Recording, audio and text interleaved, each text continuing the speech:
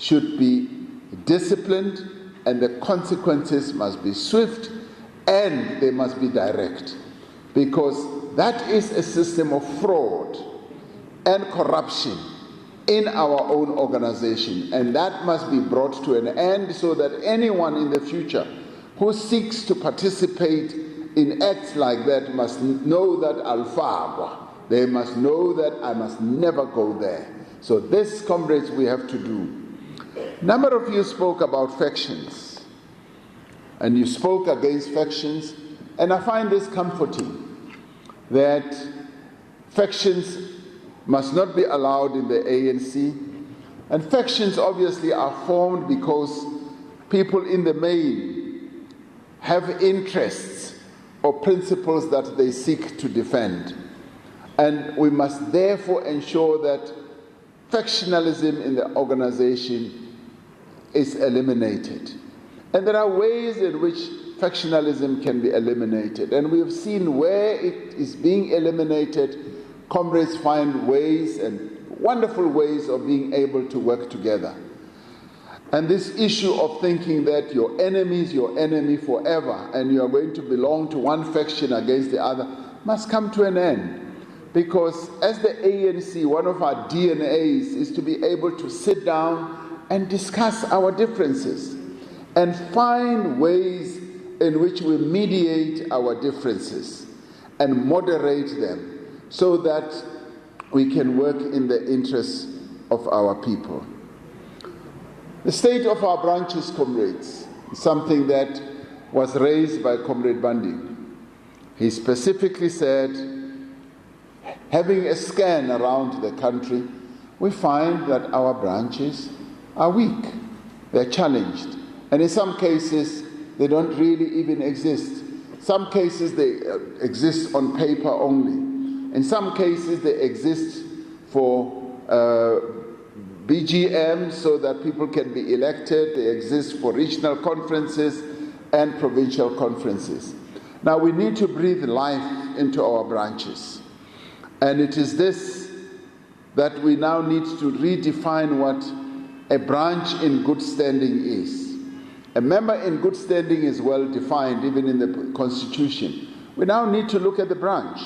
Our Constitution currently says a branch in good standing needs to be means that a branch is recognized by the ANC to be fully compliant of its obligations in terms of the Constitution. It never sets out what those obligations are. And I think that we now need to define, as we move on with our renewal process, what a branch in good standing means. What are the key elements and features of a branch in good standing? So that those branches that do not comply with what will have been set out very clearly in the Constitution should be branches that we say, then you do not exist, so that it becomes a disincentive for people to belong to a branch that is not alive. Because in the end, our branches must live to serve the people of South Africa.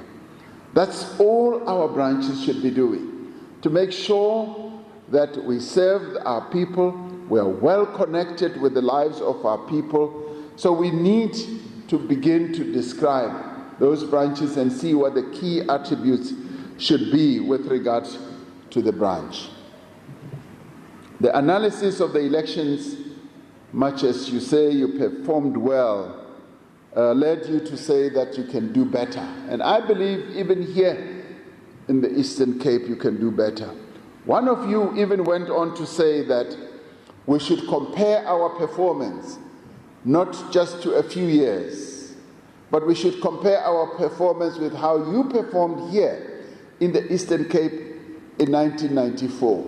Because in 1994 you scaled the high percentages and got up to 82 or even more. And I believe that it is possible. Because the way we've been running our elections currently, not all hands are on deck.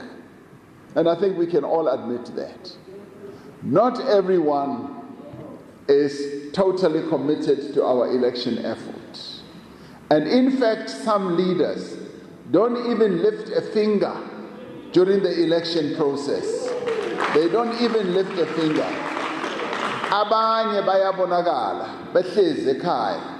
When there's an election raging, umuntu uhlezi nje ekhaya e-lounge yakhe, uvela ejonga abantu behamba phaya estradeni, when he's a leader or she's a leader.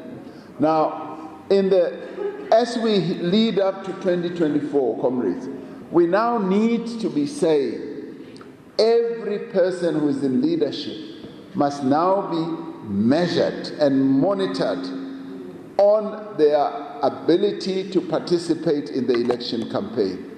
And if they don't, we must then shout them out, speak about them and say, well, now you're a member of the NEC. You were never seen in the election campaign. You were given this task and you never participated. I believe that if all hands were on deck during this election, our election outcome would have been a lot better. Because many of our people did not go out to vote. Now, if our branches were alive, and if our leadership were out there, and if our volunteers, Comrade DC, you are absolutely right, our volunteer way to this, they need to be supported. We don't pay stipends to our volunteers, but they need to be given drink and food as they go about electioneering for our movement. Now, if we had done that, and we had gone all out, and we would not have known the people who might have been feeling lazy to go to the elections and so forth, and we would have encouraged them. The other thing, of course, which was raised by another comrade, was that this was the first time that we held an election campaign on a Monday. It was an error, because all our elections have always been held during the middle of the week, where we just interrupt whatever people are doing during the week to go and vote, rather than to have a long weekend where people will not go and vote.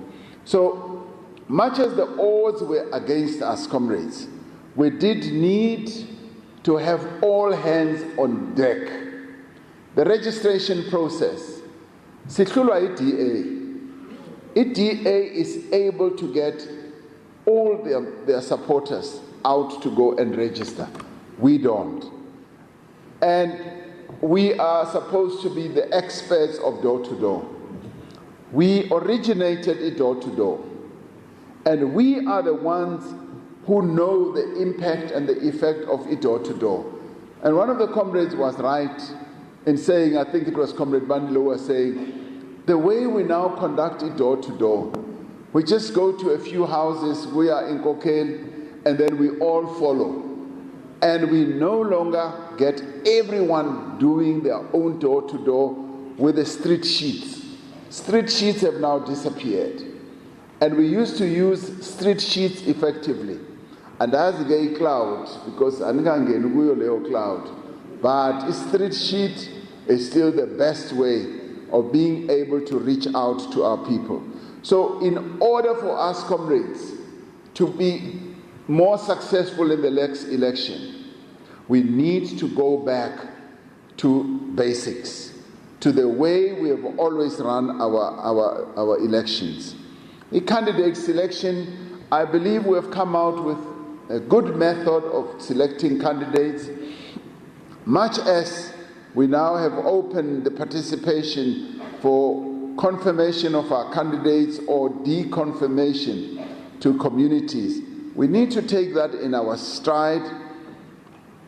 Someone mentioned, it was Comrade Bandile, election day coordination, that it was absent. And when we saw how people were not going out, we knew that something was very, very wrong. Comrades, increasing and improving the capacity of the state means that we don't only improve it at national level or at the presidency level. We need to improve it all the way down, even at municipal level. We need to improve a political management of the dynamics in the municipality. We need to ensure that there is more oversight but more accountability. And we need to improve the way we monitor, so that the monitoring must tell us if there are early signs of distress. Because early signs of distress or signs of distress finally lead to either the municipality collapsing, either the municipality overspending, for instance, on things like salaries, hiring more and more people, and in the end you find the municipality is paying 60% of its budget on salaries. And once it gets to that point, you know that that municipality is going to fail, and it will reach a stage where it does not even have the ability to pay salaries to its workers. So we need to strengthen e-monitoring, and that's precisely what we are going to do. One comrade spoke about the amendment of the Structures Act, and I agree that, yes, we need to have a look once again at the amendment of the Structures Act. I'm going to be meeting in Contralesa, I think tomorrow morning or so. They have raised this issue now. They want us to address it. And in my view, they are raising it genuinely, and we need to listen to see how best we can resolve this. They've raised a whole number of other issues which we are keen to address. In fact, I've directed the DP to work on addressing many or all the issues that the traditional leaders have raised with us. So the Structures Act is one of those that we are going to raise. The election formula is, and I've heard Comrade Senzo speaking very, very fervently about it. And this election formula issue is coming up because of our own weakness, because we are no longer able to use the basic methods that we used in the past of getting many people out to go and vote, because it really depends on voter turnout. But it was also crafted to ensure that the parties that will get less votes, and this was done for national unity and national cohesion and so forth. It's part of the whole proportional representation process to ensure that in the end there is representation. But now it is working against us. What we need to ask ourselves, comrades, is the extent to which our own weaknesses are going to make us to keep on changing things in the law or in the Constitution. What we should be focusing on is that this is a very good warning for us as the African National Congress to change the way that we work, to improve ourselves. And we need to ask ourselves, why are people no longer voting for us in such large numbers? We take a mirror, we look at ourselves. The diagnostic report that was presented at the 54th conference was such a mirror. Creation of social distance between us, the issue of corruption that had set in, which has ballooned and resulted in state capture, was part of the reasons why people started walking away from us. And in the end, unless we address those issues, we will find that our returns become less and less and less. This is a problem and a challenge that is being faced by former liberation movements in our region here. Namibia, Mozambique, and many of these other places. We are facing exactly the same problem. So this is not unique to us. But what we now need to do is to demonstrate that as the African National Congress, we have come to grips with what our problems are and what our challenges are, and put in place measures and systems that are going to disincentivize those who are acting or doing things that militate against our values. And unless we do that, we can forget being the African National Congress of Oliver Tambo, Nelson Mandela, Mama Sisulu. In order for us to go back there, We've got to act now against those amongst us who perpetrate acts of corruption. You know, comrades, sometimes you find a situation where people look at government, money that belongs to our people, money that belongs to the state, as an opportunity for them to go and grab that money, to enrich themselves. And they come up with schemes. And some of the schemes are overpricing that takes place in government. Something that would have cost maybe 2 million, like a stadium. We read about a stadium here. Cost 15 million rand. Really? Could this thing have cost so much money? And when you look at it, and when you do a proper diagnostic, you'll find that there was overcharging, overpayment, and money just started going. And sometimes it's almost illegitimate, but it goes to places where we don't get value. Now, this is what we need to get to grips with. To say that when government spends money, it must be for good value. We must be able to say, when we have bought something, we have not overpaid. And I've always held the view, Comrade Suguti, government must never overpay for anything. And if we want to empower our people, to empower various companies, we need to say, this process will be handled in this way, and we need to say, but there should never be any overcharging. And sometimes you pay a premium. You pay a premium for certain processes.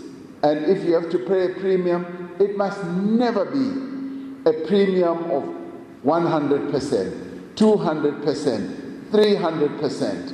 And where you find that government is just spending money. And this is where the money that we should be saving, that should be utilized for a variety of other projects, just goes to waste. So in the end, apart from underspending, we have the process of overspending, wasteful expenditure, and just plain fraud and corruption. This is what we need to curb. And this is what we need to bring to an end. I've come to believe, Uguti, one of our money is not our biggest challenge. There is money in the system. Money is there to attend to the various needs of our people. It is just how that money is spent. And we're now going to be saying to Treasury, keep a hawk's eye on how money is going to be spent on an ongoing basis. When there is tendering, let's look at how that tendering is going to be done and how the money is going to flow. And in this case, the Auditor General also helps us.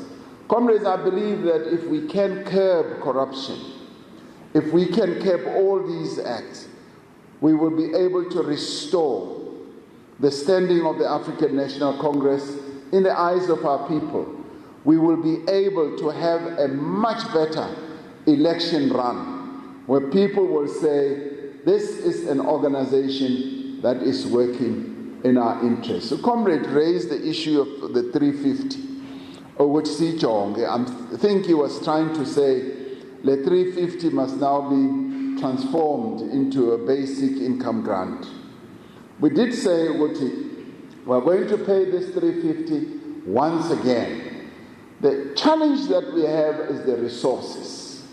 The resources to do all manner of things. To be able, yes, to ramp up a whole number of things, including what we should pay. Some people have said, no, the 350 is too little.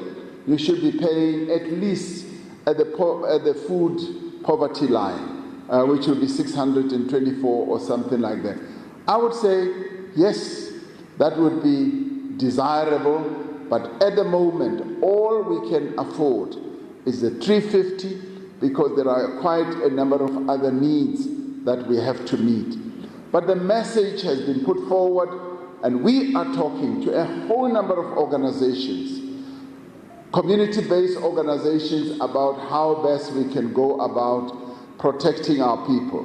One of the things that even led me to say this is the way we should go is this sense that one had that with 10 or 11 million people unemployed, what do they eat? How do they survive? How do they get on with their lives? Should we be a government that just does not care, that shows no consideration to our people? And we said, within the means that we have, we will want to care for our people so that we demonstrate that we are a compassionate state.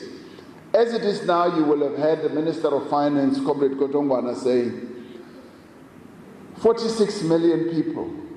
Did he say 46? Yes, almost 46 million people in our country, in one way or another, are dependent on the state. Of course, we want to reduce that, and we will be able to reduce that over time as our economy grows. But right now, we're finding that a number of our people just are living in poverty, and we are here to address the poverty levels of our people. So, comrades, as a government, we are irrevocably committed to improving the lives of our people. That is the ANC way. And in doing so, we will do everything we possibly can to continue improving the lives of our people. You spoke about youth employment. Quite a number of initiatives that we focus on in this State of the Nation address and the budget is on youth employment. There are many young people who are unemployed, and we are putting in place a number of projects to get young people employed. Now, Comrade Oscar Mabuyane and myself have been talking a great deal about how the poverty levels in the province here, in the Eastern Cape, need to be addressed, because apart from Limpopo, Eastern Cape and KZN, these are the really poor provinces in our country.